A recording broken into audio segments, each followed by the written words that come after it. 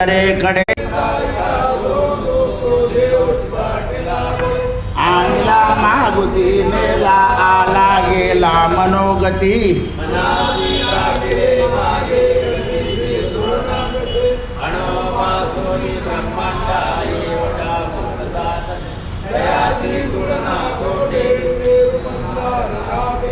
ब्रह्मांडा होते वेडे वज्रपुच्छे गरुशके दयाची पूर्णातेची ब्रह्मांडी पाकानसे आरक्त देखिले डोळा ग्रासिले सूर्यमंडळा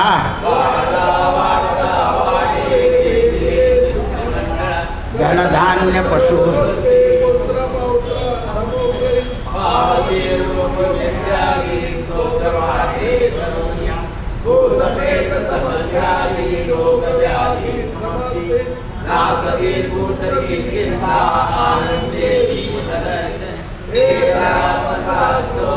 लाभली शोभली बळी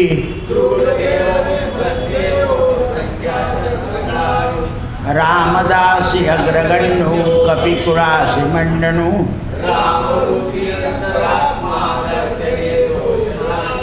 दर्शने दोषनाशती दर्शने दोषना गुरुर्ब्रह्मा गुरुर्विष्णु गुरुर्देवो महेश्वरा गुरुर्साक्षात् परब्रह्म तस्मै श्री गुरवे अवधूत चिंतन श्री गुरुदेव दत्त श्री गुरुदेव दत्त श्री गुरुदेव दत्त अवधूत चिंतन श्री गुरुदेव दत्त श्री गुरुदेव दत्त श्री गुरुदेव दत्त। सद्गुरुनाथ,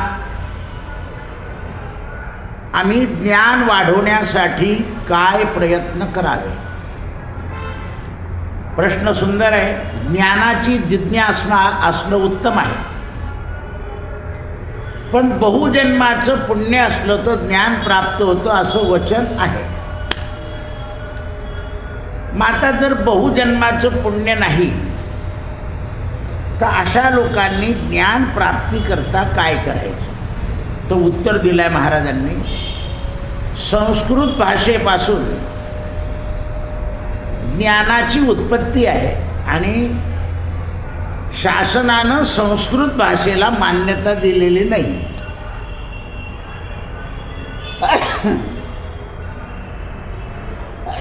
त्यामुळं जीव हा आत्मज्ञानापासून वंचित होतोय। ज्या लोकांचं संस्कृतचं ज्ञान आहे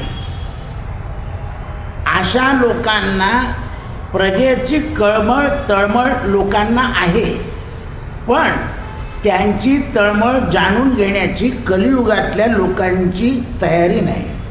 जसं आता कॉलेजला परिस्थिती आहे, विद्यार्थी कॉलेजला शिकायला नुसते येऊन ठेवतात, क्लासवर राहतात।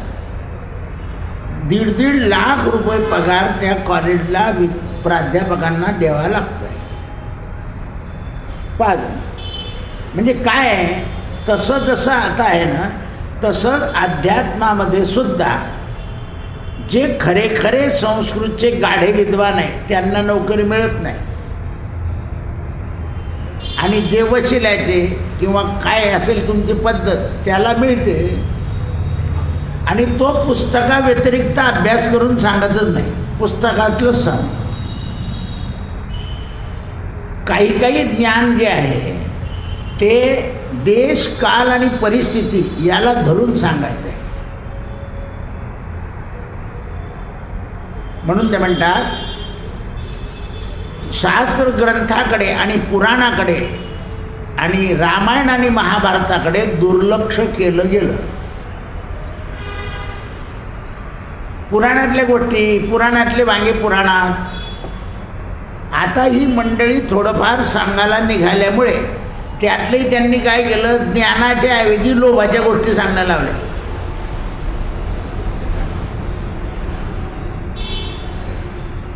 जसं एका संताने त्या एका माणसाला सांगितलं किंवा आई वडिलांची सेवा केल्याशिवाय काही उपयोग नाही।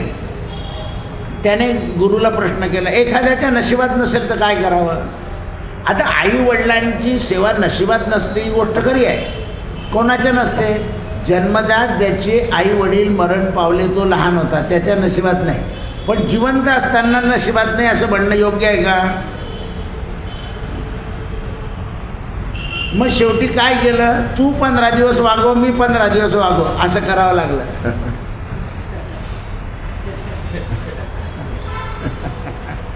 एका ठिकाणी असं आहे बेळगाव शहरात, सकाळी इथे जेवा आणि संध्याकाळी तिथे. ते वरचे गावाला गेले तर त्यांनी सोय करायची, आम्ही काय जेवू घालू? अरे काय परिस्थिती आहे.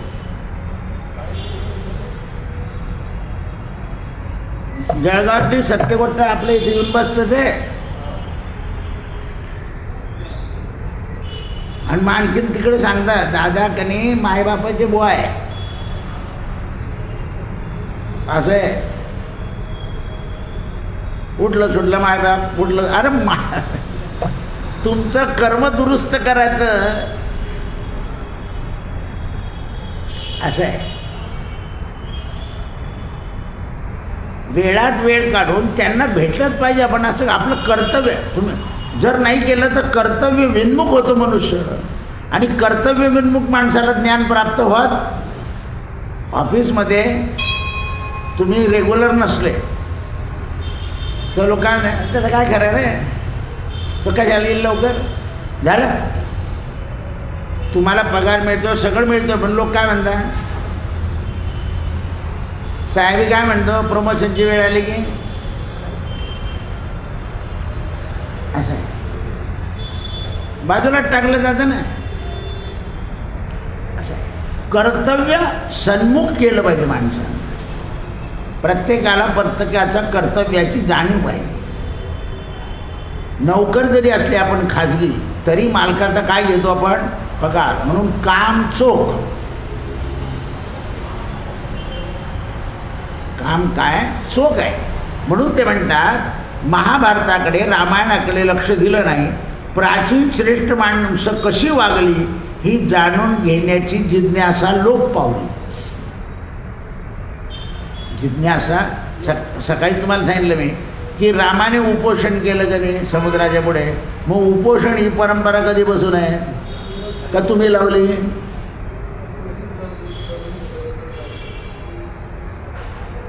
तू समुद्रात ऐकत नाही माझं, मी अन्नाचा फळाचा त्याग करतो का? तेव्हा राम फळ खात होते. फलत्याग, फलमूल त्याग आहे ना श्रीराम.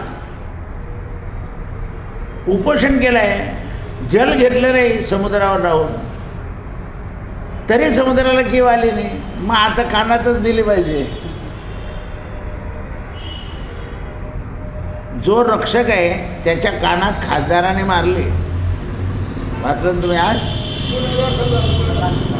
खासदार झाला झाला का? विधायक आहे. आणि कोणाचे आहे?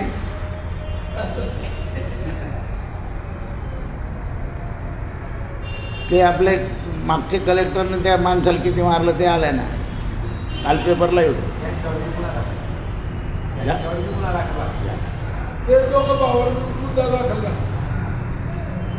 आणि त्याने आपल्या जिल्ह्यातून ते हे मिळून गेला तो नदीजोड प्रकल्पाचं सर्टिफिकेट जळगाववर. आता सचिव येते नका झाला त्यांच्या दोघं.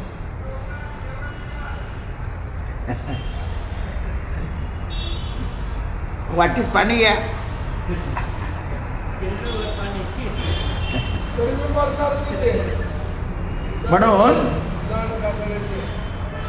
म्हणून ते म्हणतात की व्यासासारख्यांनी पुराणं लिहिली आहे, ती वाचण्याची योग्यता असलेली माणसं कमी झाली. काय शोधून काढता तुम्ही? व्यासांची उत्पत्ती कुठे? जार उत्पत्ती असं शोधून काढतात त्याच्यात. बरोबर आहे? अरे पण त्याचं ज्ञान, ती उत्पत्ती कशी झाली, काय झाली, ती उत्पत्ती शारीरिक आहे का हे माहिती पाहिजे आधी. व्यासांच्या समोर पंडूराजाची आई आली, व्यासांच्या समोर धृतराष्ट्राची आई आली आणि विदुराची आई आली. त्यांचं का शरीर संबंध आहे का तो?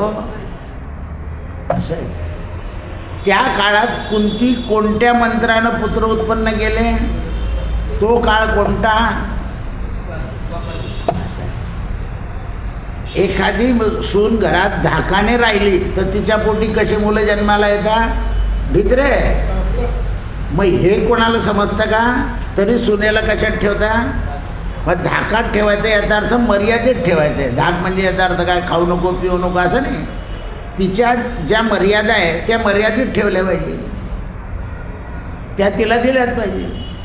मुलाचं स्वातंत्र्य मुलाला दिलंच पाहिजे. हेच महाभारतात सांगितलं, हेच रामायणात सांगितलं आहे. पण रामायण काय करतो आपण? तेरे मन की गंगा और मेरे मन की जमुना, बस. मग हे कोण सांगेल? तशा सांगणाऱ्यांपुढे तुम्ही बसत नाही. तुम्हाला करमणूक रामायण पाहिजे, करमणूक महाभारत पाहिजे, करमणूक भागवत पाहिजे. आज मला एका प्राध्यापकाने एक शब्द विचारला. श्रीमद भागवत शब्द आहे, श्रीमद भगवद्गीता शब्द आहे, रामायणाला श्रीमद का लिहिलं नाही? तर रामायण शास्त्र आहे. वाल्मिकी रामायण जे आहे शास्त्र आहे. भावार्थ रामायणाला श्री आहे, लक्षात ठेवा. तर ह्या गोष्टी लक्षात आल्या पाहिजे. शास्त्राला लावता नाही येत.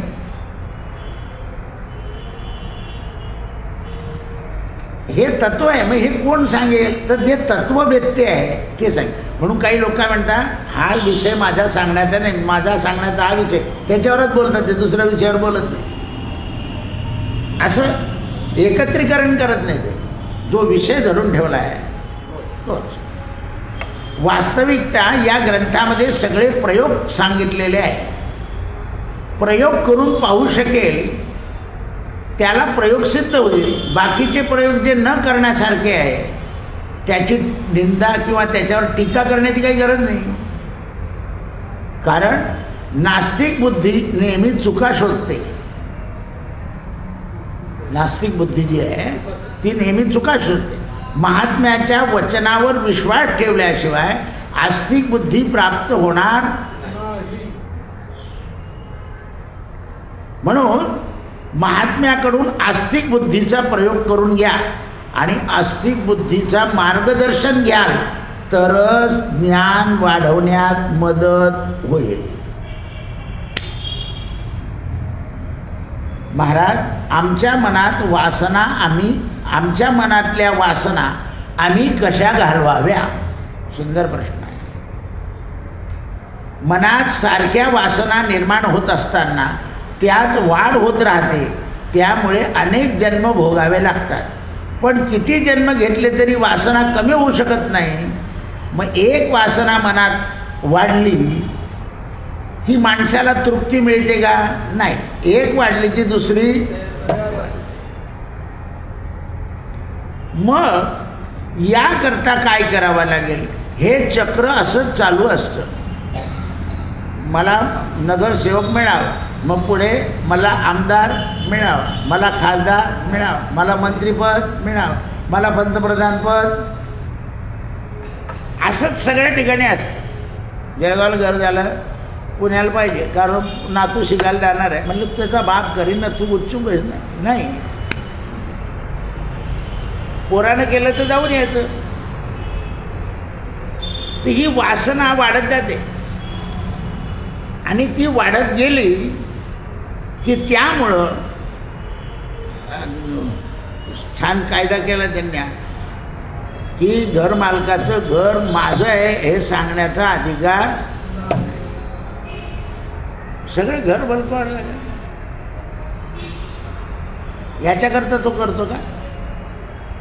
इतक्या दिवस तुम्हाला राहायला दिलं, चूक केली का त्याने? जाताना परत त्याच्याजवळ पैसे मागायचे? ज्या मुख्यमंत्र्यासारखा माणूस नळ काढून नेतो उत्तर प्रदेशचा, काय काय बुद्धी आहे? काय हित कराल तुम्ही समाजात? म्हणून ते म्हणतात यावर एक उपाय आहे. भक्ती हे एक साधन आहे की वासनेचा क्षय करतं.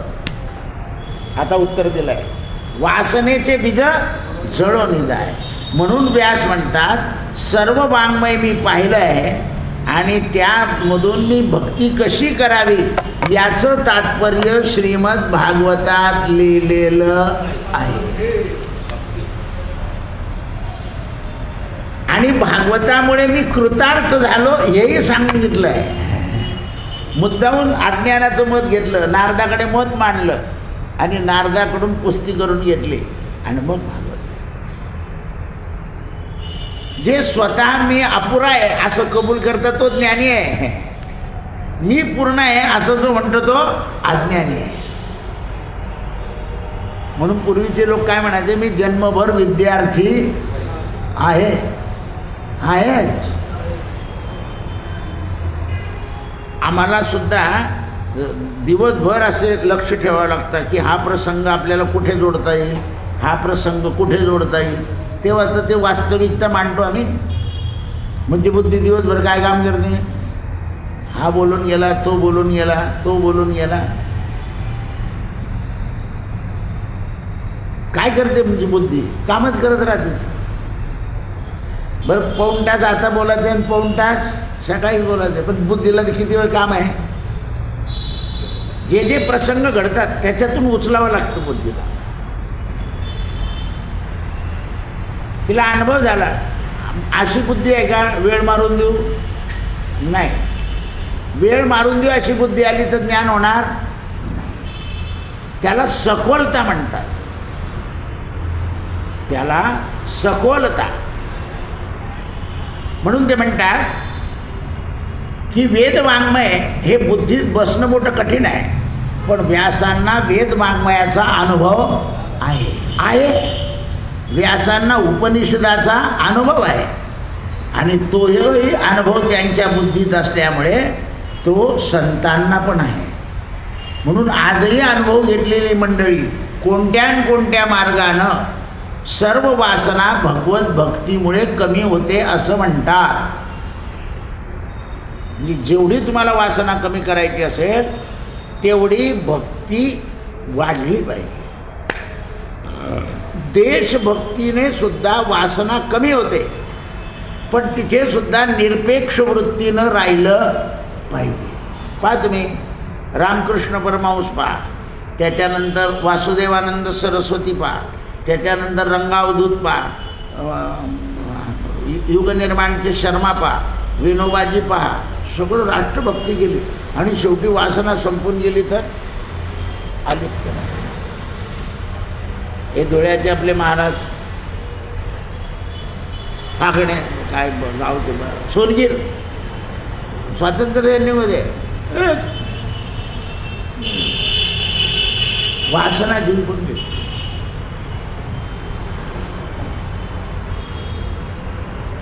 पदच नाही स्वीकारलं का ना. पद आलं की त्याच्या पुढचं पद आलं, त्याच्या पुढचं पद आलं. आपल्याकडे तर मुख्यमंत्री झालेला दुसरा मंत्री होतो. काही वाटत नाही. खासदारचा आमदार घेऊ बरा. म्हणजे ही अनुभवाची गोष्ट आहे. म्हणून सर्व वासना भगवत भक्तीमुळे कशा नाश करता येतील, त्याच्याने शांती मिळेल. म्हणून अनुभव सांगणारी मंडळी भेटणं आवश्यक मोठं भाग्य आहे. अशी माणसं मिळाली की मग म्हणून मोठे माणसं आपल्या चुका कबूल करतात की मी असा होतो, मी असं केलं म्हणून असा झालं. मग ती त्यांची संसारातली पत्नीची कोणाची भानगड असो पण सांगून टाकतं लोकांपुढे. विचार करणे आपण तुम्हाला घरातल्या गोष्टी नाही ती चूक केली मी, मग ती दुरुस्त कशी केली, मला ते ज्ञान कसं झालं. म्हणून वासना पूर्ण नाहीशी झाल्याशिवाय जीवाची दशा संपत. ज्या महात्म्याच्या मनात कोणतीही वासना शिल्लक राहत नाही त्याची जीवदशा संपते. म्हणजे आपण हा जो जीव आहे हा संपेल कसा? आपण म्हणतो वैकुंठ चतुर्दशीला गेला तो वैकुंठाला गेला, महाशिवरात्रीला गेला तर कैलासात गेला, असं कसं काय काय? हां, पोरांनी मला विचारलं की आई लिहायचं आईचं. म्हटलं मी तुम्हाला सांगणार नाही, तुम्हाला जी बुद्धी, कारण तुम्हाला कशावर लिहिणार आहे? फोटोवर. लक्षात आलं का? वैकुंठवासी, कैलासवासी, संसारी माणूस स्वर्गवासी होतो म्हटलं लक्षात ठेवा. आणि भगवंत स्वर्गातून ते सुद्धा त्याला जवळ घेऊ शकतो त्याची जर खरी वृत्ती असेल. आपण काही लिहिलं तर आपल्याला लिहायला काय तर फोटोवर राहील ते. हां, अजून लोक भक्तीला स्त्रीलिंगी म्हणतात. भक्तीला लिंग आहे का? स्त्री पुरुष. हरिभक्ती म्हणतात. भक्ती हे पद आहे. ते स्त्रीला गेलं तर स्त्रीवाचक आणि पुरुषाला गेलं तर कोणी निवाडा करायचा? हरिभक्ती. हरिभक्त म्हणा. जी स्त्री भक्तिवान होते ती विषय विसरते. म्हणजे काय राहिलं? मूळ स्वरूप जीवाचं गेलं, माणसाचं पुरुष स्वरूप गेलं. भक्त शब्दाला काना मात्रा विलांटी फक्त जोडलंय. कोणाशी? भगवंताशी. काना आहे, विलांटी आहे, मात्रा आहे नाही. कनेक्शन कोणाशी? रामाशी. म्हणून जीवाची दशा संपते. अंतःकरण इतकं आनंदमय होतं या संतांचं की आनंदामुळे सगळ्या शारीरिक, मानसिक, वाचिक क्रियांचा विसर पडतो. काया वाचा मन. म्हणून क्रिया आपोआप बंद होतात आणि भक्ती ही स्थिर होते. महाराज, वाणीच्या तपानं वाचाला सिद्धी मिळते असं म्हणतात. तसं होतं का? वाणीच्या तपानं सामर्थ्य प्राप्त होतं हे खरं आहे का? अनेक संतांनी वाणीचा संयम केलेला आहे. सत्यम वद धर्मम चर. वाचा सिद्धी ज्ञानेश्वरांनी मिळवली, अनेकांनी मिळवली. आणि ज्ञानेश्वरांची वाचेचा परिणाम लोक आज वाचताय हजारोने. त्यांची जी वाचा ज्ञानेश्वरीमध्ये आहे ती हजारो. मग काय आहे सिद्धीने? ते काय आता विश्वात्मके सगळे शाळेत इथे तिथे वाचा सिद्धी.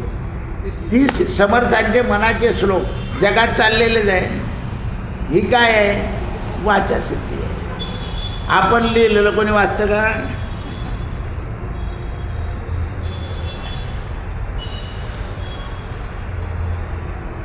म्हणून ते म्हणतात महाराज, अशा महात्म्यांचा उपदेश जास्त फलदायी असतो का? यांच्याजवळ वाचा सिद्धी. आता ज्ञानेश्वरांचा उपदेश फलदायी आहेच, कारण किती लोक संत होऊन गेले, किती कीर्तनकार झाले. वाचा फलदायी. महात्म्यांच्या शब्दाचं सामर्थ्य, त्यांचा उपदेश ऐकण्याच्या वेळी मन स्तब्ध झालं पाहिजे. आपले मुक्तानंद होते ना,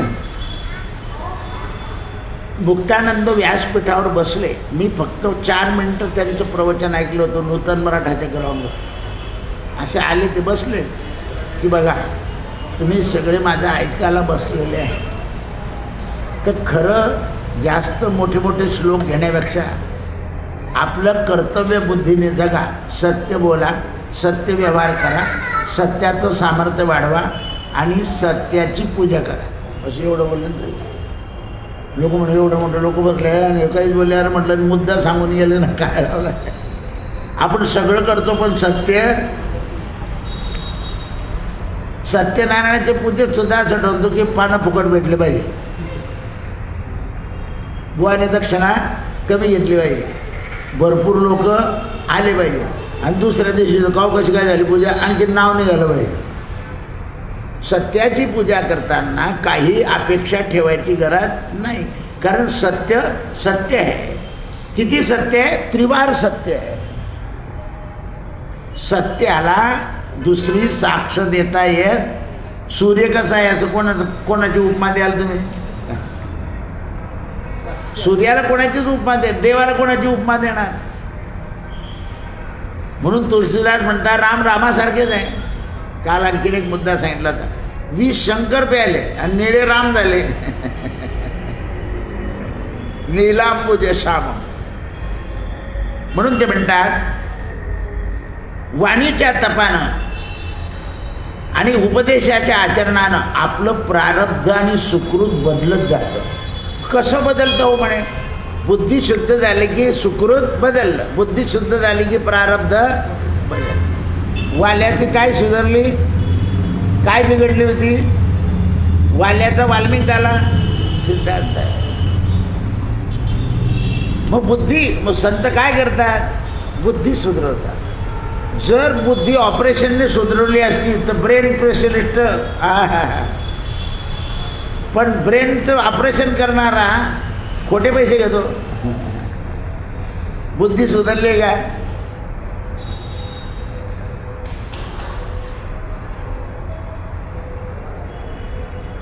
त्या अवयवाची निगा राखता तुम्ही. बुद्धीच्या मध्ये, मेंदूमध्ये जो अवयव आहे त्याची निगा राखण्याचं ज्ञान आहे तुम्हाला, बुद्धीचं ज्ञान नाही. जर बुद्धीचं ज्ञान असतं तर ऑपरेशन केलं बा तुमचं काही जास्ती निघालं नाही. हे जे मी पैसे सांगितले होते ना की इतके लागतील, पण तुमचं जास्त काही निघालं नाही मध्ये फॉल्ट, पैसे कमी करतो, तर बुद्धी शुद्ध. मध्ये जर फॉल्ट कमी आहे तर काम कमी झालं ना, तर मग दाम काय केला पाहिजे? तर बुद्धी डॉक्टरची शुद्ध. हा बरोबर आहे ना?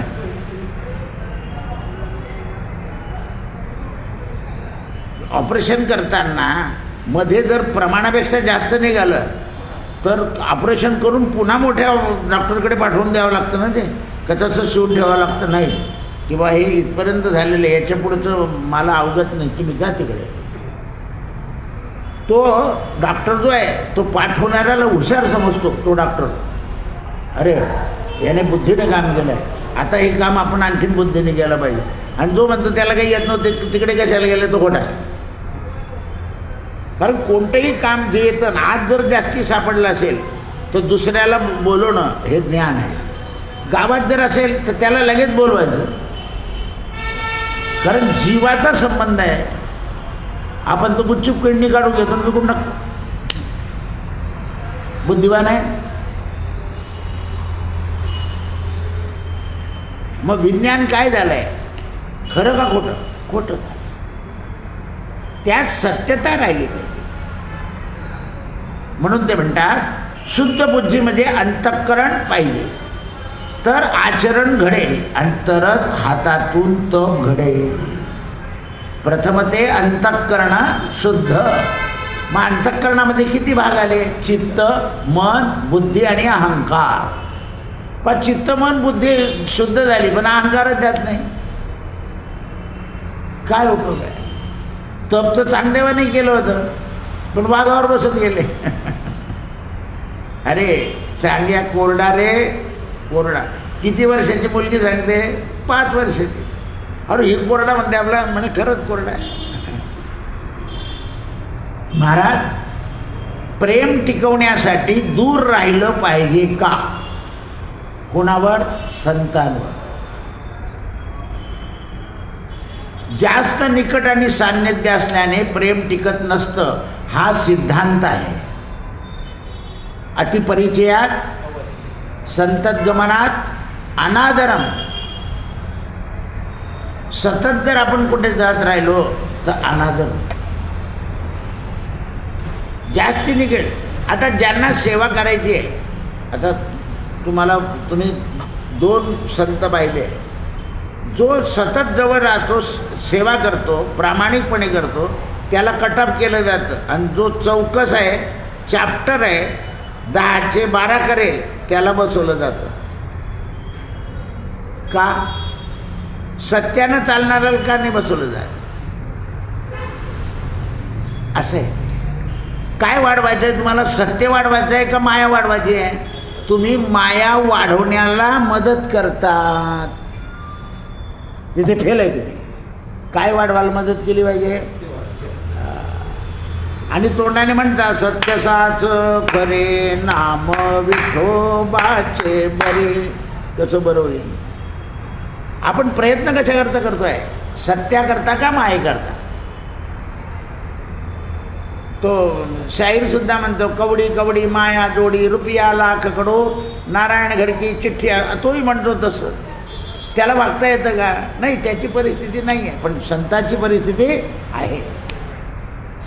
संत बिकट वाट सरळ करू शकतात, शाहीर करू शकत नाही. म्हणून प्रेम टिकवण्याकरता दूर राहिलं पाहिजे असं जे सांगतात ते आहे. भगवंताने आपल्या गोपिकेंचं प्रेम कायम राहावं याकरता गोकुळ वृंदावन सोडून मथुरेत आले. आपण आल्यानंतर काय परिस्थिती झाली हे पाहण्याकरता उद्धवाला पाठवलं. उद्धवाकडून जेव्हा सप्रेमता कळाली की ते तुमच्याकरता तन्मन आकर्षित झालाय, भगवंताने उद्धवाला विचारलं, तू वेदात काय शिकलाय? म्हणे तन्मय मना हा शिवसंकल्प मस्तू. शिकलाय ना? मग त्यांच्या मनात कोण आहे? म्हणे तुम्ही. मग तो काय आहे? म्हणे सत्यसंकल्प. आणि मग सत्यसंकल्पाचं पूर्ण करण्याकरता माझा अवतार आहे. लगेच अक्रूराला बोलवलं, अक्रूरा माझी आत्या दुःख भोगते आहे, जा तिच्याकडे. गेले. धृतराष्ट्राला तपासलं, आत्याला तपासलं. म्हणे मला कृष्णाने पाठवलं. हो रे, माझ्या भावाच्या तपश्चर्येला फळ आलं. माझ्या भावाच्या पोटी तो उत्तम रत्न आलेला आहे. त्याला म्हणावं तुझ्या याच्याने मी सुखी आहे, असेच संकट राहू दे म्हणजे तुझी आठवण राहील. परत आले. अक्रूरा काय म्हणाली माझी आत्या? म्हणे आणि धृतराष्ट्र काय म्हणाले? फुवा. म्हणे असं म्हणाला, नाशच होईल त्याचा. तिथेच सांगून टाकलं, तिथेच सांग.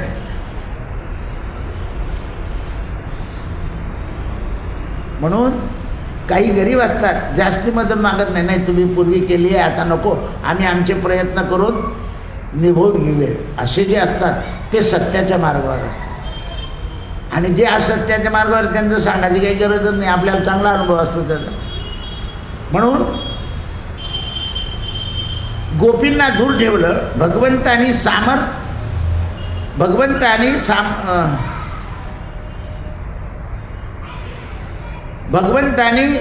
आणि समर्थांनी कल्याण स्वामीला अगोदर डोंगरावरून पाठवून दिलं. तू तिथे राहिला म्हणजे माझा शिष्य राहशील. कल्याणाला समर्थांनी सज्जनगडावर ढकलून दिलं, त्याला दूर गेलं, कारण नाहीतर पंचायत होईल. म्हणून कल्याण स्वामीच्या अस्थी आणि समर्थांच्या अस्थी बरोबर गेल्या. अतिस्नेह होता. महाराज केवढा त्यागी भक्त आहे, पण त्याला बाजूला ठेवलं. त्यागी होते कल्याण स्वामी. फांदी तोडायला गेले, उलटे बसले, पडले तर पडले, कसं आहे? सुखी आहे. त्यागात निरंतर शांती. महाराज परब्रह्म निर्गुण निराकार आहे असं सांगतात. परब्रह्म निर्गुण आहे याचा अर्थ परमात्म्याच्या ठिकाणी कोणताही गुण नाही असा होतो का? परमेश्वर निर्गुण आहे याचा अर्थ परब्रह्माच्या ठिकाणी कोणताही गुण नाही असा नाही. शंकराचार्य असं म्हणतात की निर्गुण सत्व रजतम गुणम वैतरण्यम. सत्व रजतम 3 गुण मायेचे आहेत, परब्रह्माच्या ठिकाणी नाही. उपनिषदकार काय म्हणतात? परब्रह्म सत. सत म्हणजे कायमचं, चित म्हणजे स्वयंप्रकाशित, आणि आनंद रूप म्हणजे अव्यक्त. अव्यक्त निराकार नाही ज्या आकार तेथोनी चराचर. आणि कसं आहे? अचिंत, त्याचं चिंतन करता येत नाही. म्हणून 5 वाक्य जे आहे, अहम ब्रह्मास्मी सर्वधर्म खलम, हे जाणून घ्यायचे. हे असं म्हणत बसलं तर कसं होईल? नाही, सर्वजण सगळीकडे ब्रह्म आहे. मी त्या संन्यासीचं उदाहरण सांगितलं तुम्हाला. म्हटलं ताई तुझ्या मदतीला कोणी झोपायला पाठवू? कारण मात्र नारायण नाही का म्हणे, तू काय चिंता करतो? हो, सर्वविधम खलविधम ब्रह्मासी तम साक्षात आत्मासी नित्यम. निर्भय, एवढं निर्भय राहून सुद्धा तिच्या डॉक्टर होती ती आयुर्वेदातली MD, तरी शरीराला कॅन्सर झाला. ब्रह्मचार्य, योगी, तपस्वी, तरी कॅन्सर झाला. मी तिला म्हटलं का अकोल्याला भेटायला येतो. अरे कशाला अकोल्याला येतो? मी आपल्या कोल्हापूरला येतो. इतक्या लांब कशाला येतो? अकोल्याला मी आली की तुला निरोप पाठवेल, मग भेटू. कशाला इतक्या लांब येतो? भेटीचंही नाही म्हणतो, तू विचारलं एवढंच पुरे झालं. कारण प्रेम भेटल्यावरच आहे असं नाही. किती वेळा उदाहरण देतो मी. प्रेम असल्याशिवाय उदाहरण दिलं जात आहे का? लक्षात तरी का राहतं ते? तर प्रेम आहे. दूर राहून सुद्धा प्रेम राहतं. म्हणून अचिंत्य, सर्वज्ञ, सर्वशक्तिमान गुण परमेश्वराच्या ठिकाणी आहे. त्यामुळे त्याच्याशी जास्ती काही विचार करू नका. बस त्याच्यावर जितकं चालवाल तुम्ही तितकं. महाराज, ब्रह्म हे सिद्ध कसं करायचं, हा प्रश्न छान आहे. संतांनी, ऋषीमुनींनी सांगितलं आहे, शब्द प्रमाण आहे, त्याला विरोध प्रमाण जोरावर मिळत नाही. तोवर प्रमाण मानलंच पाहिजे. दुसरं प्रमाण मिळत नाही तोवर मानलं पाहिजे. ब्रह्म नाही असं सिद्ध करणारं प्रमाण कुठेच नाही आहे. सर्वविधम खलविधम ब्रह्मासी. उदाहरण सांगतो. मानवाच्या विष्ठेमध्ये काहीही नाही असं सांगितलं जातं. गायीच्या विष्ठेमध्ये आहे. पण मानवाची विष्ठामध्ये काय निर्माण होतं हे जोपर्यंत कळत नाही तोपर्यंत आपल्याला कळत नाही. मानवाच्या विष्ठेला सोनखत म्हटलं जातं. आणि ते कुठे उपयोगाला येतं? म्हणजे विष्ठा कोणतीच खराब नाही. विष्ठा आहे ती, पण तिचा उपयोग कुठे आहे? फक्त एकाचीच विष्ठा उपयोगाला येत नाही. माहिती का तुम्हाला? कावळा सगळ्यांचं खातो, पण कावळ्याची विष्ठा सुद्धा उपयोगाला येत नाही. पण त्याने खाल्लेलं फळ त्याने कधी टाकलं तर ते ताबडतोब उगवतं. म्हणून हे सगळे वड, पिंपळ, निंब जे लवकर उगतात कुठेही भिंतीत, कावळ्याचे या विष्ठे वड पिंपळ होती मोठे, तयासी कोण माने, लगेच उपटून फेकून दिलं जातं. हे जे तुमच्या पायपात येतं ना, तो टाकतो तो कावळा, तिथे बसतो आणि टाकून देतो तो. कारण ती बॉईल होऊन जाते ना बी. म्हणून कावळ्याची विष्ठा उपयोगाला येत नाही. तो सगळ्यांची विष्ठा खाऊन टाकतो. त्याला निष्ठा नाही आहे.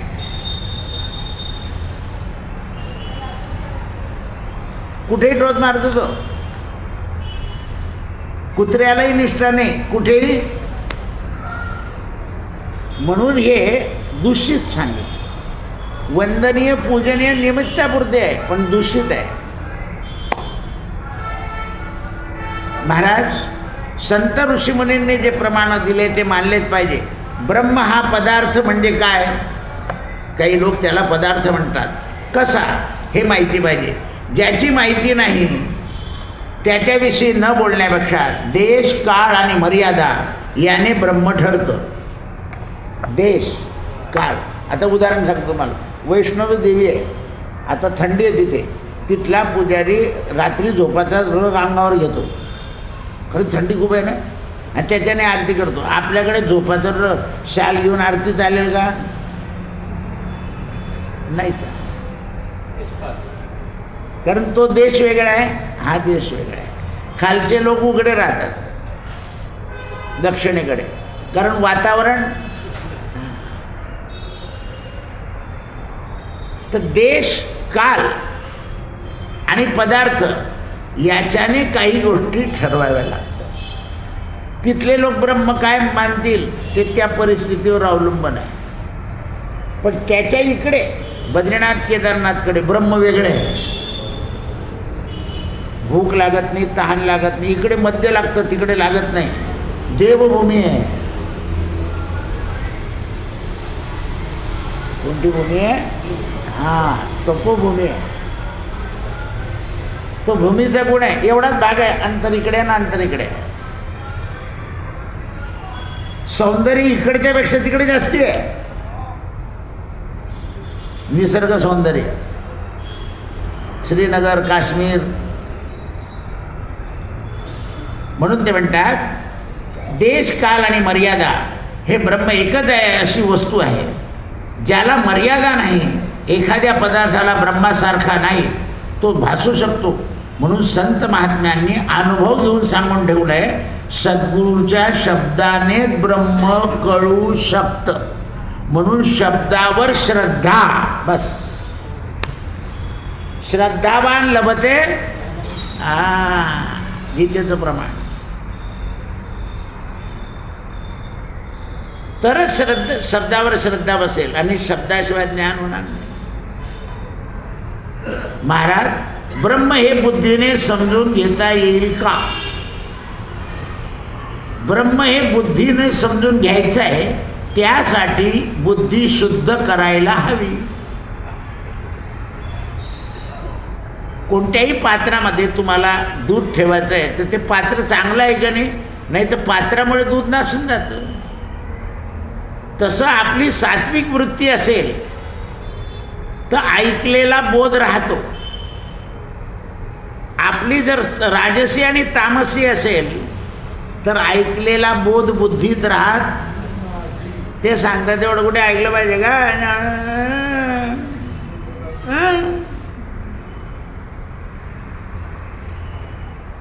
असं होऊन जातं.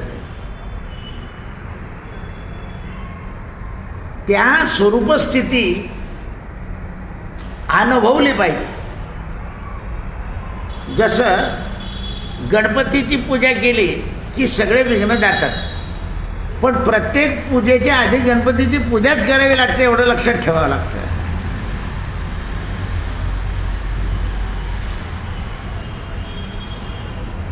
निर्विघ्नं कुर्मे देव सर्व कार्येषु सर्वदा. पण आपण आता कोणत्या भावाने, म्हणून जेव्हा शांती सुरू होते ना तेव्हा अज्ञान श्रद्धावान लोक नसले तर त्या पूजेचा अर्थ सांगावा लागतो. म्हणजे कावळे गुरुजींच्या भाषेत कॉमेंट्री काय चाललंय बा. आता पुण्यवाचन एक विधी आहे बा. याच्यात पुण्यवाचन म्हणजे वेदामध्ये असे मंत्र सांगितले, ते म्हटलंय की पुण्य येतं आणि आपल्या शरीरातलं पाप जातं. मग आपल्या शरीरातलं पाप काढायचं कसं काय? ते काय सिरीन शरीरात टाकायचे, बोडायचे, पाप बाहेर टाकायचं. तर त्याच्याकरता काय करावं लागतं? एक तांबा घ्यावा लागतो, तांब्या. त्या तांब्यामध्ये सुपारी, अक्षत, गंगा आणि विड्याचं पान, आंब्याचं पान आणि मंत्र म्हणत जायचं.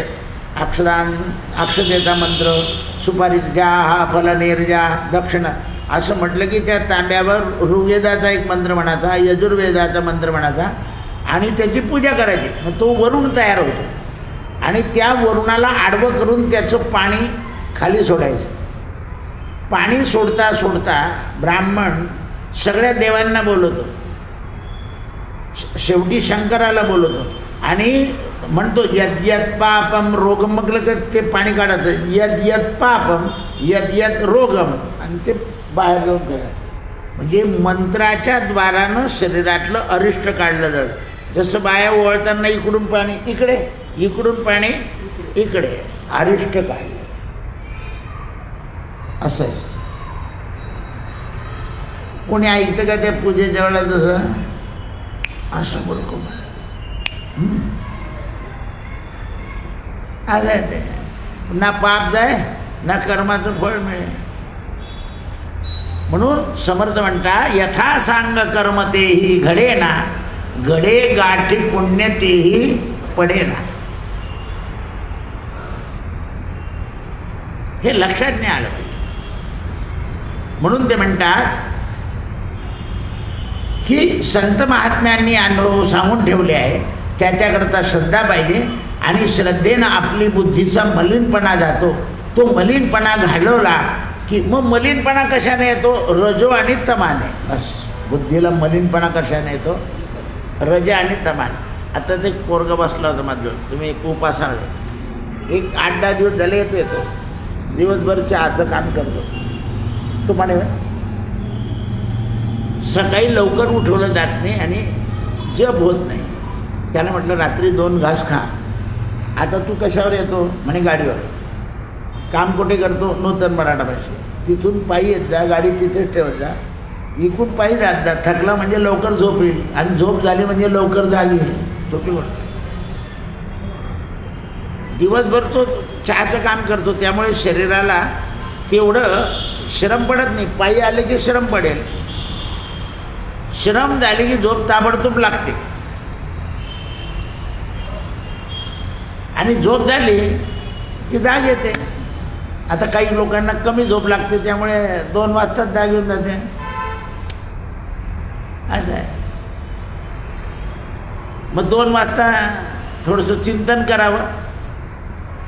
चिंतन करायला लागले की परत झोप येते, परत झोपून जावं. कारण 2 वाजेपासून उठून कसं काय चालेल? नाही चालणार. चिंतन करावं, पुन्हा झोप आली की झोपून जावं, परत जावं.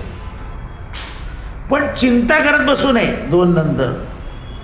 आपण काय करतो? चिंतन करायच्या ऐवजी काय करतो? आज झोप काय येत नाही, काही पोराचं नसेल तर, कोणाचं काही असेल.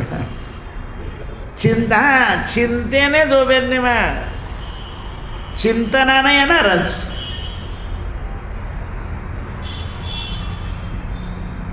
असं आहे. आपण चिंतन करायचं. चिंतनाची जोडी हाच लाभ घडोघडी. रात्रीच्या 8:30च्या प्रवचनात काय टोचून बोलले होते बुवा, त्याचं चिंतन करायचं की आपल्याजवळ नेमकं काय कमी आहे, असं चिंतन केलं. का आपल्या बुद्धीमध्ये हे थांबत नाही? म्हणून ते म्हणतात, ते परवा आपला कार्यक्रम होता ना, एक आमच्या हे रोज ऐकतात त्या आजी. ते म्हणे दादा मी पण तिकडे जाणार होते म्हणे ऐकायला, ते शिवपुराण ऐकायला, पण 2 दिवस तुम्ही सारखे स्वप्नात आले म्हणे. म्हटलं मग येऊन काय सांगितलं? तू गेली तर याद ठेव, तू गेली तर याद ठेव. आणि मी करत गेले नाही म्हणे. म्हणजे याचा अर्थ काय? आता मी कसं काय, मला काय ती जाणार हे मला माहीत नाही, पण तिची जी भावना होती की हे सांगतात जास्ती भ्रमंती कुठे करू नये, त्या भ्रमंतीने तिला ते दाखवलं. जाऊ ना बा, गेली तर याद ठेव, गेली तर याद. आता मी कसं काय सांगणार? पण तिची जी श्रद्धा आहे, जास्ती फिरू नको. कारण बऱ्याच लोकांना मी यायला नाही सांगतो, कारण एकटं पडले झडले कुठे ऐकताय तुम्ही मोबाईलवर. बरं तिने मला सांगितलं, मला संध्याकाळी रात्री जर प्रवचनाजवळ झोपवली तर मी मोबाईलमध्ये रात्री 2 वाजतासुद्धा ऐकते. मग एवढी निष्ठा असल्यावर बाकीची चिंता करायची गरज नाही ना. बरेच लोक रात्री पण ऐकतात मग जाग आली की. कारण चिंतन असं नाही तर असं नाही, तर वाचन करता काही लोक, परत सुद्धा त्याचं पुस्तक झोप आली की झोपून जातं. वाचनानं सुद्धा शरीर नाही तयार झालं तर लगेच झोप येते. पोरांना नाही का अभ्याचं पुस्तक घेतलं की झोप येते आणि मोबाईल खेळला की झोप नाही येत. तर शरीरामध्ये प्रमाद वाढतो आणि प्रमाद वाढल्यामुळे या गोष्टी घडतात. म्हणून आलस्यम कार्यनाशाय बुद्धिनाशाय निर्धनम. आळसाने कार्याचा नाश होतो आणि बुद्धी बिघडली की धनाचा नाश होतो. म्हणून ते म्हणतात गीतेच्या 12व्या अध्यायामध्ये शुद्ध बुद्धीचे लक्षणं सांगितले आहे. सर्व भूतांच्या वगैरे सद्गुरूच्या उपदेशानं सद्गुरूकडून 12वा अध्याय समजून घेतला म्हणजे बुद्धी शुद्ध होऊन जाते. कुंडली वरदा हरी विठ्ठल श्री ज्ञानदेव तुकार गोपाल कृष्ण भक्त.